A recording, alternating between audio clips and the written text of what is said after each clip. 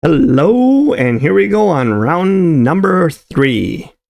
Round number 3 is going to be Dragon. Dragon, what am I doing for Dragon? What is my list of accessible champions for Dragon? I'm hoping that you guys are finding these all accessible. Once again, a lot of them are void epics. Can't help it. With that said, let's get started on Dragon. Coming in at number 10 is somebody that everybody can get no matter what. Kale. Kale is a pretty freaking good guy. Puts the poison out. Poison does tons of damage to the dragon. Attacks all enemies, helps you get through the waves. And that's a pretty big nuke, too. And he puts out another poison. So he's constantly putting poisons on the dragon. If you get him fast enough, the dragon just can't recover from that. And he dies pretty quick and pretty easily. He has an aura of 15% HP in all battles, meaning he's even harder to kill. Put him in Phantom Touch, and he's doing even more damage. Kale. Definitely a dragon killer. Coming in at number 10. Number 9. Dark Kale. It's just Kale, but dark. He's an epic. He's fairly easy to get. He comes through your login rewards, and it comes fairly early on. So, I think it's within the first year. He does poison and poison sensitivity, not just the poison. He does a decrease in attack, so it makes it so he can survive longer. And he attacks and he activates poisons. So and HP burns.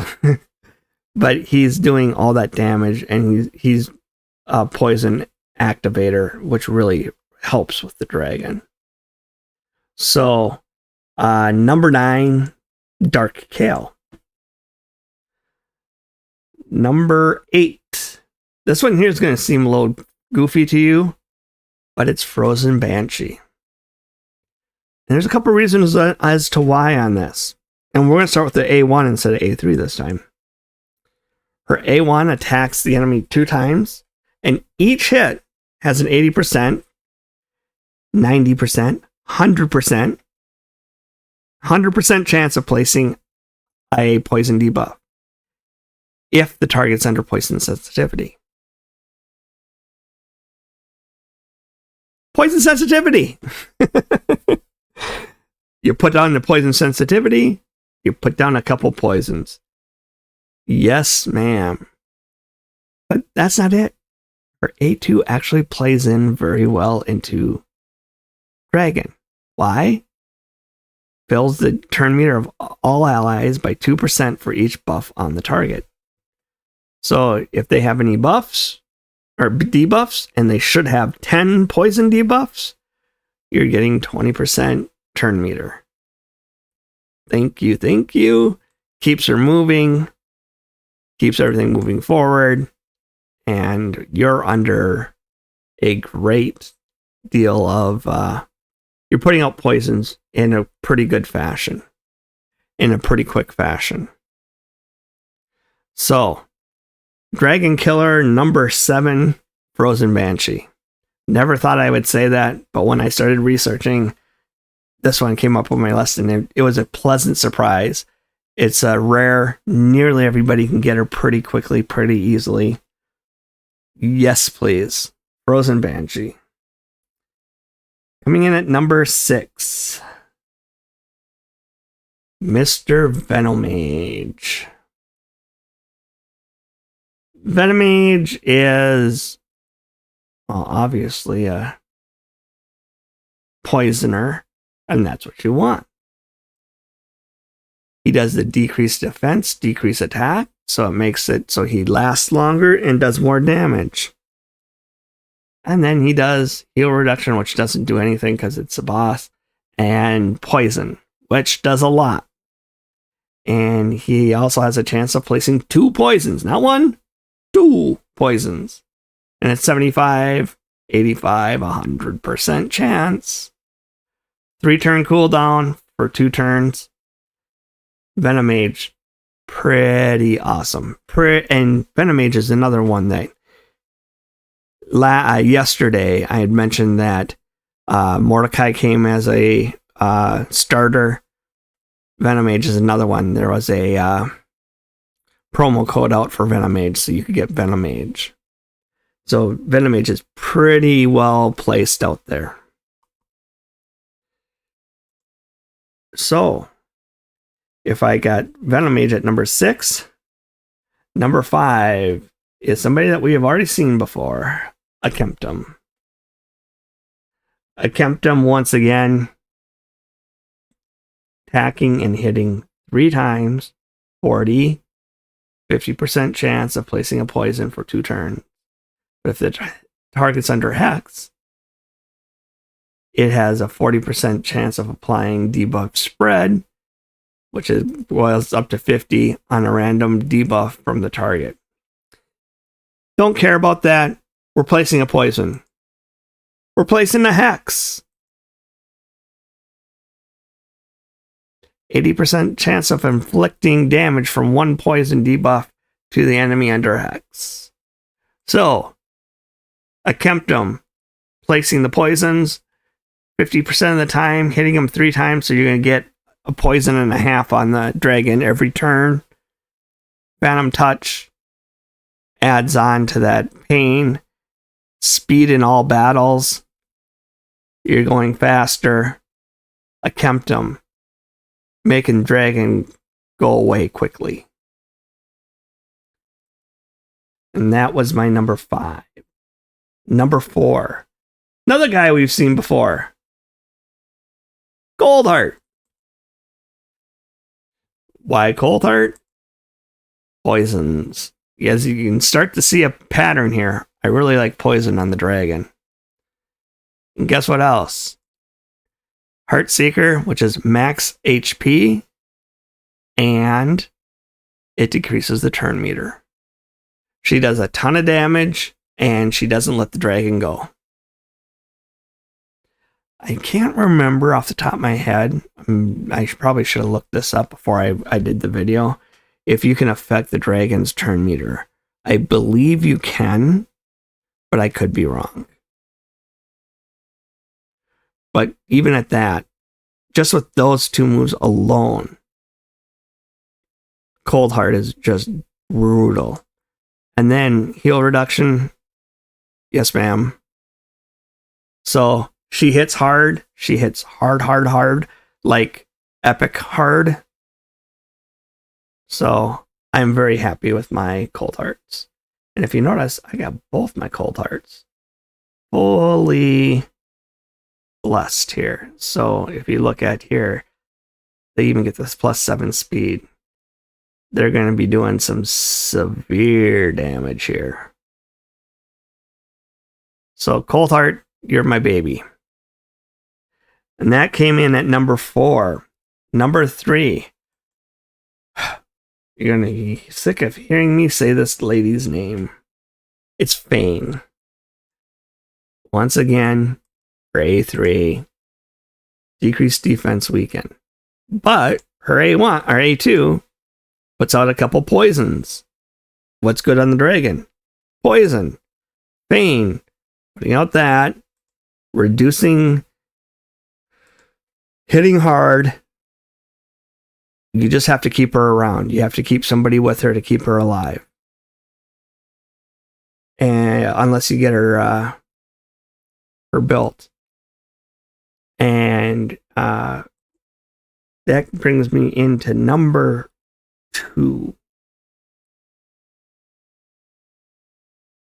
I missed number 7.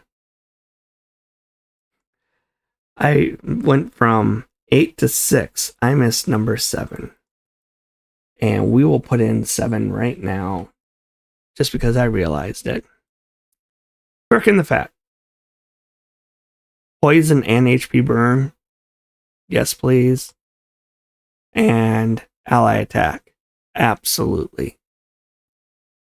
Let's take out the dragon in a hurry.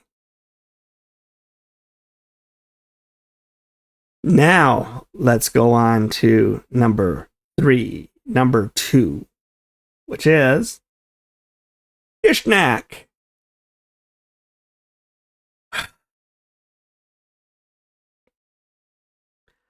I hesitate putting him on here. I said that before, I'll say it again, but he clears waves so well. He just clears waves so well. And what does he do when he gets done? He leaves poisons. And he leaves poisons by the hundreds.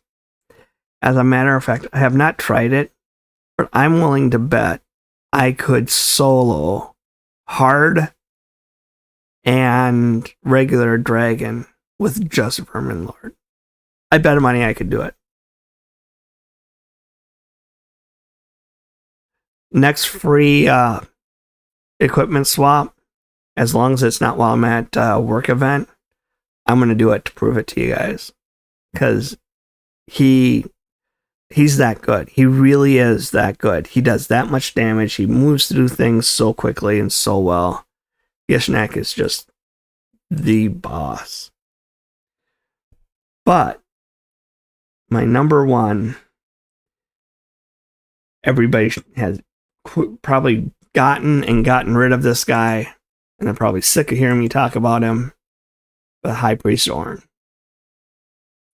Why Ornn? Every move puts out poisons and poison sensitivity. And not every move. His number 2, it has a chance of activating a poison, which is still doing a poison damage. So you're doing poison, poison, poison, activate, poison, poison, poison, activate. You know, it's constantly going. And so High Priest Ornn is my current guy. He can solo dragon both hard and normal. I have him built pretty bulky. I put faultless defense on him to try to keep him from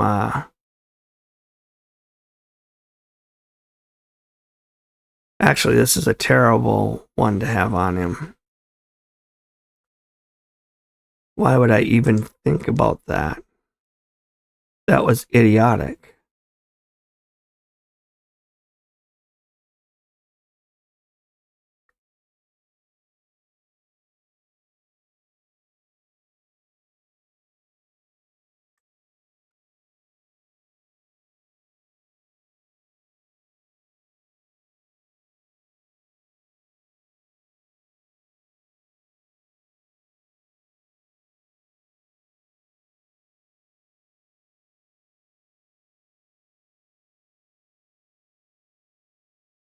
I might put him in Survival Instinct because he gets quite a few.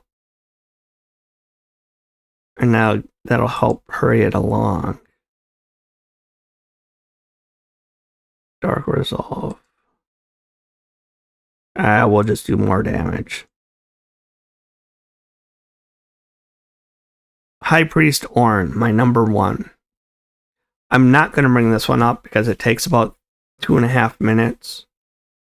But needless to say, he just goes out there, and as you can see in his build, I have him in regen and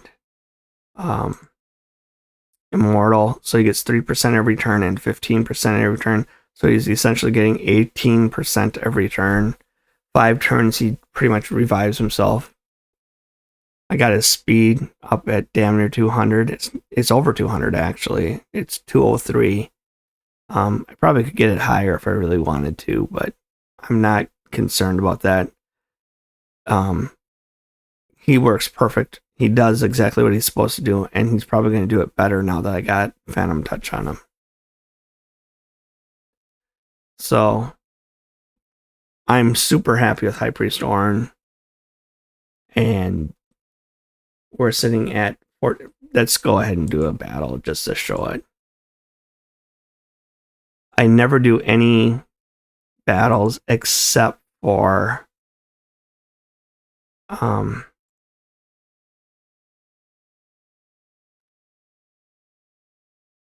Let's put some food out there for him to level up. How does that sound?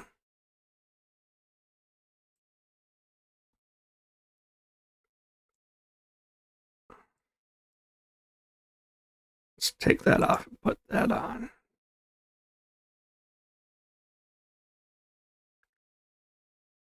And here we go. We're going to do a little damage here, not much.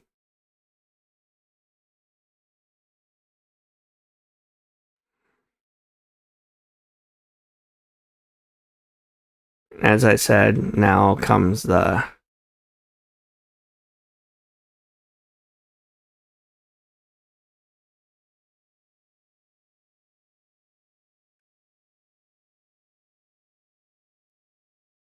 he just plucks away at these guys. He spends more time on these stupid waves than he does on the dragon. The dragon just goes away pretty quick. But yeah, as you can see, the mycelium is growing. He gets his erupt growth. The mycelium passive goes off, making him even more bulky, making him hit even harder. Then he resists it and hits some more, and it's gone. So as I said, hits pretty good. No poisons that round. That's surprising. See what I see? You know, he does get some debuffs once in a while. And I was thinking to myself, should I just give him to help him get stuff? So now I got a lock on me, skill lock. And that would have triggered triggered some more speed.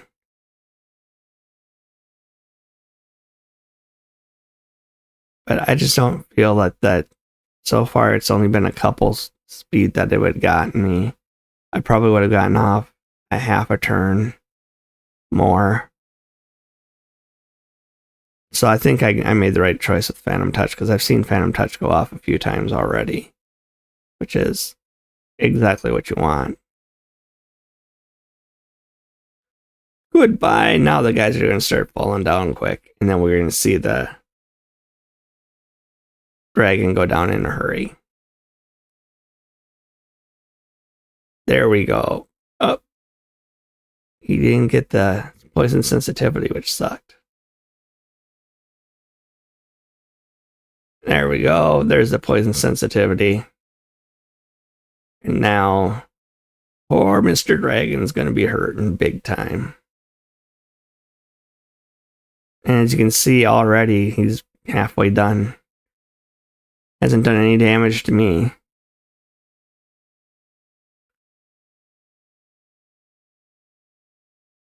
And yeah, High Priest Ornn just with Phantom Touch, he's just making it go away fast. And there it goes. Bye-bye. So, as I said, I'm pretty happy with Ornn here. And he's my number one. So, thank you guys very much for sticking around and listening to me.